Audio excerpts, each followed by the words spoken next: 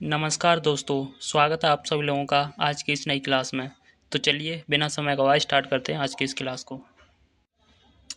तापमान किसी वस्तु के ताप को एक संख्या द्वारा व्यक्त किया जाता है जिसे तापमान कहते हैं। तापमान को मापने के लिए जिस यंत्र का प्रयोग किया जाता है उसे तापमापी या थर्मामीटर कहते हैं। तापमान के चार पैमाने हैं: सेल्सियस पैमाना, फ़ारेनहाइट पैमाना, केल्विन पैमाना, र्यूमर पैमाना। तो चलिए चारों के बारे में एक एक करके पढ़ते हैं। सबसे पहले आता है सेल्सियस पैमाना। इस पैमाने को स्वीडिश वैज्ञानिक सेल्सियस ने 1742 ईस्वी में बनाया था। इस पैमाने में शुद्ध जल का हिमांक अर्थात जल का जमना 0 डिग्री सेल्सियस पर होता है तथा जल का क्वथनांक 100 डिग्री सेल्सियस पर होता है। अर्थात इस पैमाने को 100 बराबर भागों में बांटा गया है। प्रत्येक भाग को 1 डिग्री सेल्सियस कहा जाता है। आगे है फ़ारेनहाइट पैमाना। फ़ारेनहाइट पैमाना। इस पैमाने को फ़ारेनहाइट ने 1710 ईस्वी में बनाया था।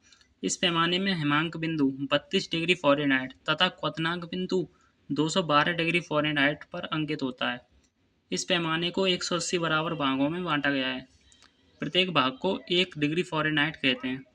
इस पैमाने का प्रयोग डॉक्टरों द्वारा मनुष्य के शरीर के ताप को मापने के लिए तथा ऋतु विज्ञान में किया जाता है।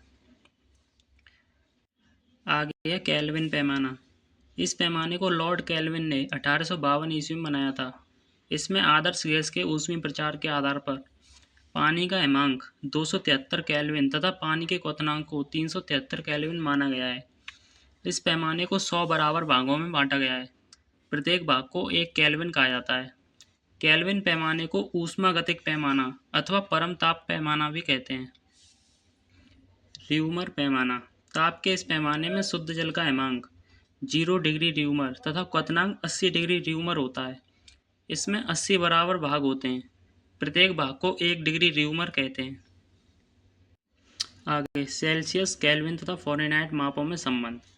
सेल्सियस, केल्विन और फ़ारेनहाइट मापों में ये संबंध होता है: C/5 बराबर F-32/9 बराबर K-273/5।